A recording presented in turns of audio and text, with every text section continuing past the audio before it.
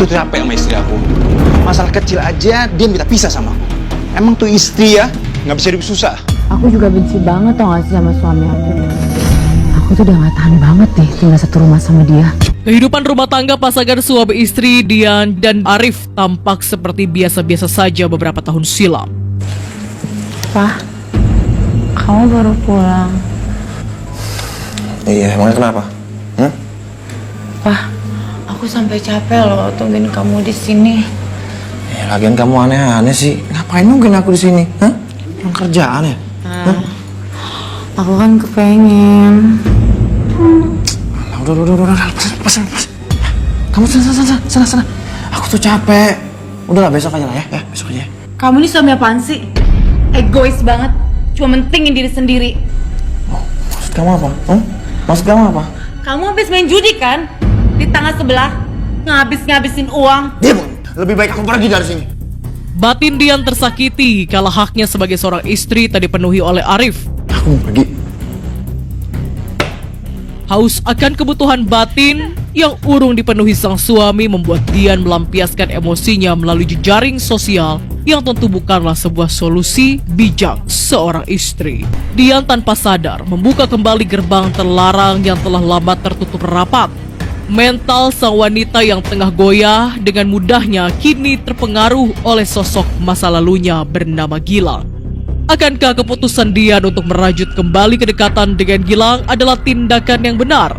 Atau memang kedua insan manusia tersebut telah memendam cinta yang sedemikian besarnya dan tak mampu lagi untuk dibendung, sehingga Arif harus menjadi pihak yang mereka korbankan? Masih mau main kan nih? Ya, ayo. Duitnya habis nih, saya tahu nih. Minjem nih. Kasih pinjam. Bawa duit, ngomong aja. Tenang aja, masih ada kok, masih ada. Udah. Beneran nih? Udah main lagi. Lagi-lagi Gilang yang kemudian dijadikan sandaran hatinya untuk sementara waktu dari kekesalannya yang tidak terperi terhadap perilaku sang suami. Kamu lagi ngapain? Aku lagi santai aja. Kamu kenapa? Kok suaranya sedih kayak gitu? Ini kopi kayaknya habis nih. Aku tambahin ya. Boleh. Boleh. Itu sebentar. Tambah cemilan. Ya udah dikocok dulu tuh. Oke, tambah cemilan jangan lupa. Yang banyak. Ya nih suami aku udah keterlaluan, makin hari kelakuannya makin jadi. Sekarang tuh dia udah berani bawa teman-teman main judi di rumah. Bener-bener nggak tahu diri ya suami kamu ya. Kembali Gilang muncul bagaikan pahlawan yang seakan membuka hati lebar-lebar bagi kesedihan Dian, sang wanita idaman. Sebenarnya tuh aku malu ngecerita masalah rumah tangga aku sama kamu. Pokoknya aku selalu ada buat kamu. Tanpa diduga ada sepasang telinga yang mendengar percakapan tak elok tersebut. Pria itu tak lain adalah Arif yang seketika memuncak emosinya. Teleponan sama siapa kamu? Hah? Gak ada, gak telepon sama siapa-siapa. Barusan aku dengar kamu ya. Kamu telepon sama orang, kamu bilang makasih. Makasih buat apa? Aku gak telepon siapa-siapa, dibilang nelfon. Kalau memang nggak ada apa-apa, sini aku lihat handphone. Enggak. Cekcok di antara keduanya pun tak lagi dapat dihindari. Dian yang mulai berani bermain api harus bisa menerima segala konsekuensi. Aku ditambah lagi. Cukup. Bilang cukup, mau pergi dari sini. Minggir. Kenapa itu ribut-ribut tuh? Tangan ringan Arif kian hari kian menjadi-jadi. Namun sebuah tindakan tak terpuji akhirnya kembali dilakukan oleh sang istri yang lebih memilih untuk melarikan diri meninggalkan rumah. Aku kan udah habis mandi nih, kita pulang yuk. Loh, kok pulang? Aku udah sewa hotel di sini seharian buat kamu. Iya, terus kita mau ngapain di sini? Ya, kita di sini mau seneng-seneng dong. Dian pun tak pikir panjang lagi untuk menggadaikan harkat dan martabat dirinya kepada sang sosok kekasih indahnya di masa lalu, hingga lupa ada sosok suami setia yang tengah berharap-harap cemas menunggunya di rumah. Sekarang kan tinggal kamu sama aku di sini.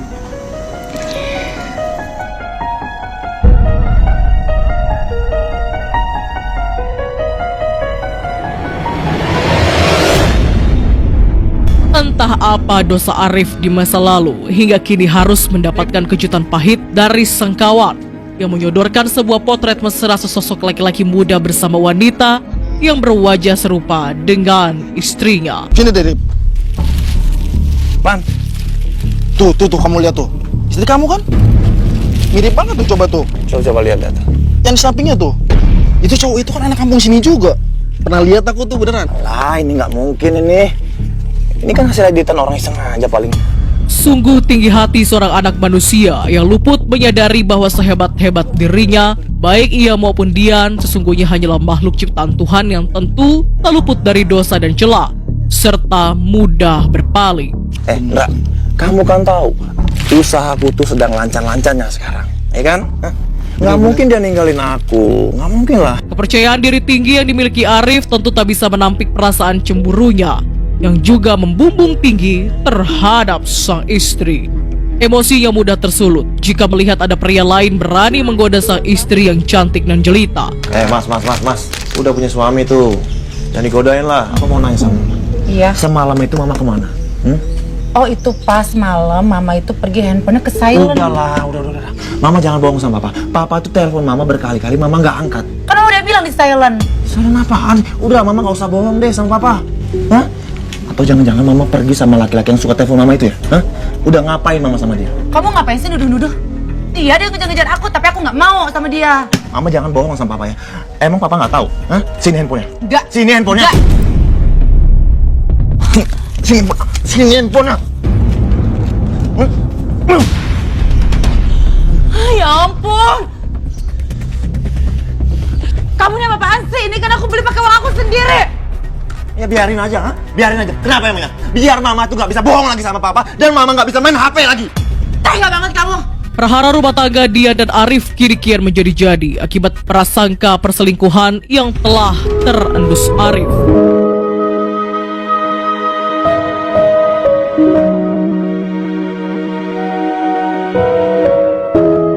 Aku tuh capek sama istri aku. Masalah kecil aja dia nggak bisa sama aku. Emang tuh istri ya nggak bisa hidup susah. Udahlah sayang, itu artinya kan kalian nggak jodoh. Ya mungkin ya sayangnya. Coba kalau dari dulu tuh aku perjuangin cinta kita. Pasti rumah tangga kita sekarang udah bahagia. Saling bertukar kesedihan dalam kegagalan rumah tangga masing-masing membuat hubungan terlarang Gilang dan Dian justru kian melekat erat. Aku juga benci banget tau gak sih sama suami aku. Aku tuh udah gak tahan banget deh tinggal satu rumah sama dia. Kamu tau gak, lebih parahnya handphone aku dibanting dong. Apa? Handphone kamu dibanting? Keterlaluan emang suami kamu. Makanya nih, sesekali suami kamu tuh harus dikasih pelajaran. Sayang, apa nggak sebaiknya kamu tinggalin suami kamu aja? Aku juga udah muak banget sama dia. Tapi yang bikin aku berat tuh kalau keninggalin rumah aku mau tinggal di mana? Akan tetapi naluri seorang ibu ternyata masih melekat dalam sanubari Dian kala itu. Ia tak mampu meninggalkan buah hatinya.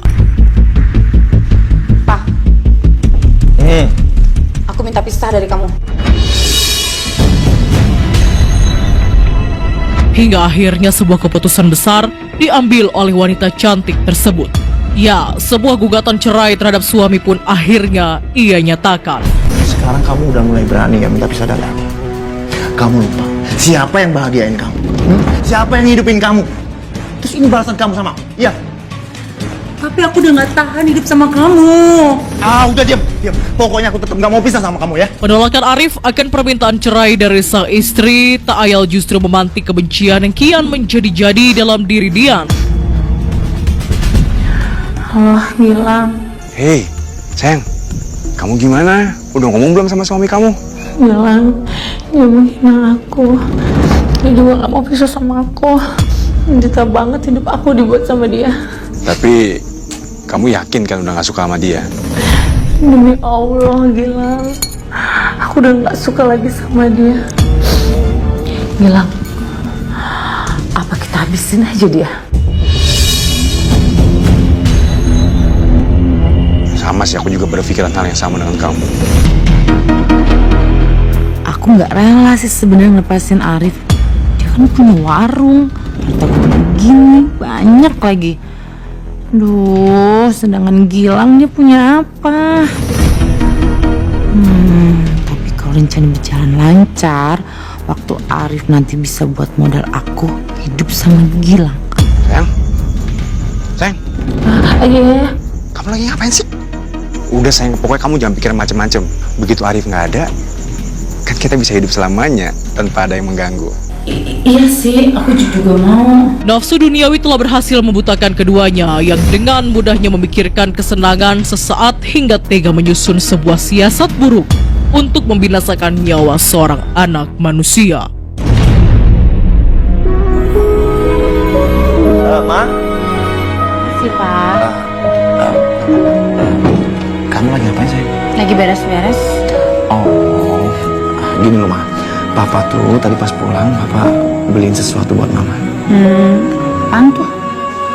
Iya udah, Mama duduk dulu. Yuk, duduk. Justru di saat kebencian Dian tepat pada puncaknya dan persekongkolan dengan kekasih gelap semakin menjadi, di satu sisi sebuah perubahan sikap justru ditujukan Arif sang suami kepadanya. Apa nih, Pak? Mau buka ya? Buka aja. Lucu. Iya dong, Ma. Kan Papa tahu Mama itu sukanya yang lucu-lucu. Jadi makanya Papa beliin itu buat Mama. Nanti kalau misalkan Mama pakai itu, Mama pasti makin cantik. Dia pura-pura aja pasti baikin aku. Dia kan nggak sayang sama aku. Pokoknya aku udah bulat niat aku tuh ngabisin dia.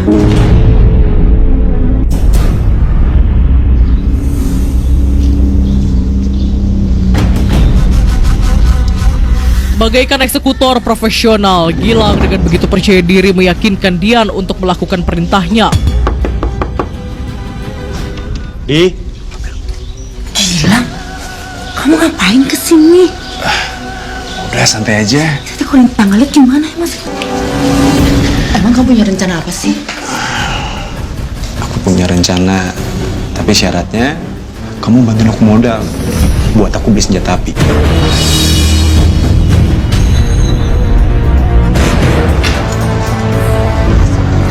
Emang berapa? 8 juta. 8 juta? Aku mana ada uang sebanyak itu, sayang. Ya ampun. Yaudah sekarang gini. Sekarang kamu siapnya berapa? Mungkin itu cuma 4 juta kayaknya.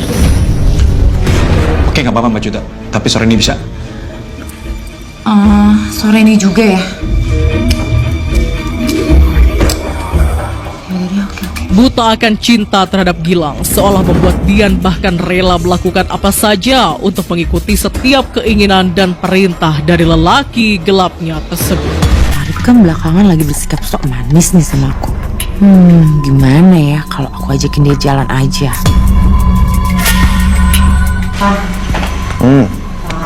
Iya, sayang. Kenapa? Pak, kamu gak kangen jalan-jalan sama aku? Iya kangen lah, sayang. Tapi jangan hari ini ya. Dengan piawai, Dian mulai menjalankan perannya untuk menjebloskan sang suami ke dalam perangkap yang diciptakannya bersama sang selingkuhan. Ma. Hujannya makin gede, Ma. Kita sini aja dulu ya. Aduh. Pak, ini belanjanya Pak, ini kena basah deh.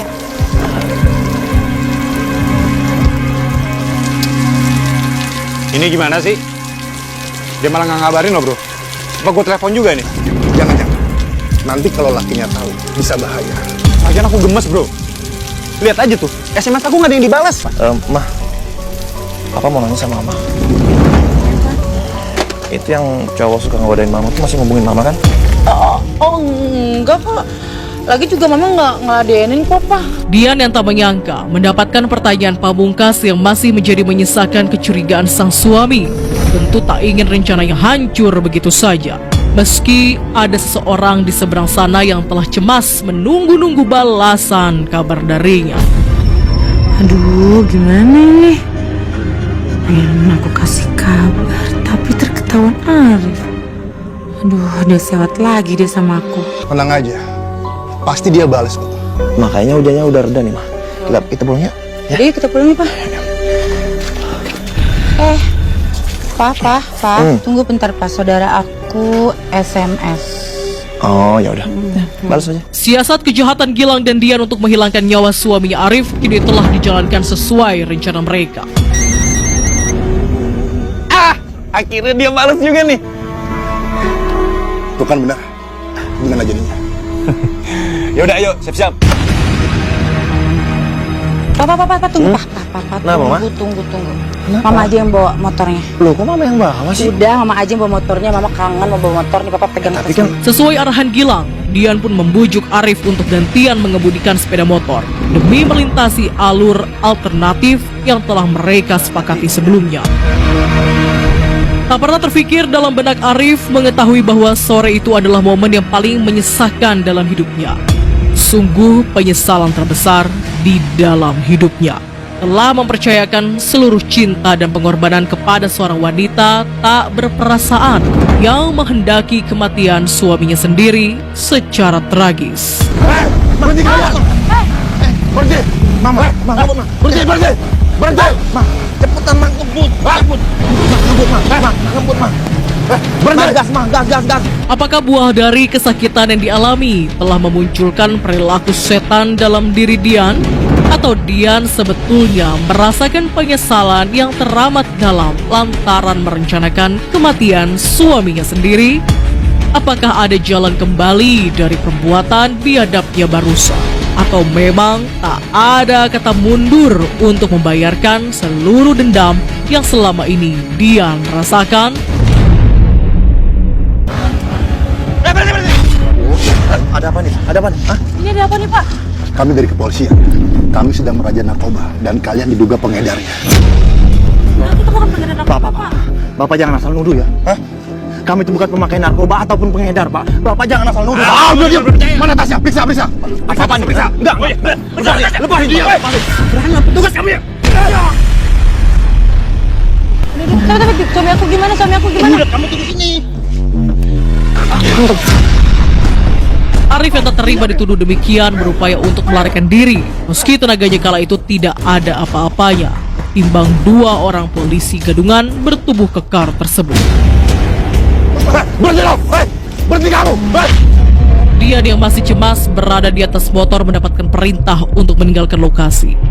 Inilah saat pertama dan terakhir Arif menyaksikan dengan mata kepalanya sendiri nyata pengkhianatan dan kebiadaban yang dilakukan istrinya tersebut. Apa yang harus aku lakuin, ya Allah? Kalau Bang Arif kenapa-napa, ya ampun, aku jahat banget. Nasi telah menjadi bubur. Sudah tiada guna kecemasan yang semestinya Dian sadari sejak awal. Kini yang tersisa tentu hanyalah penyesalan.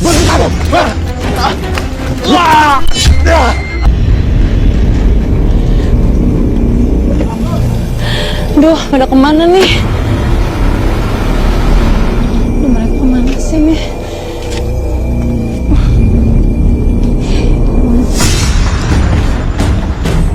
Sayang, gimana? Udah sayang, kamu tenang aja. Dia udah aku selesai. Hah? Udah sekarang gini deh. Sekarang kamu pulang dulu ke rumah. Cepetan, nanti keburu kelihatan warga. Biar di sini aku yang beresin. Terus ini motor aku gimana? Udah gini aja.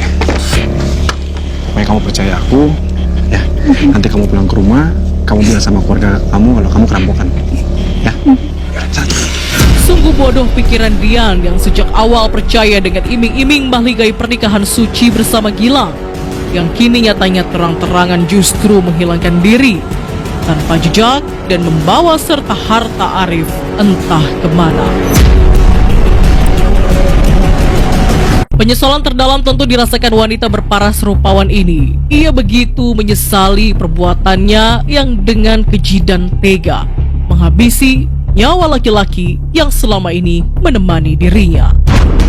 Dian hanyalah satu dari sekian wanita yang jatuh ke dalam jeratan cinta terlarang dan nekat mengorbankan hati bahkan nyawa pasangan mereka.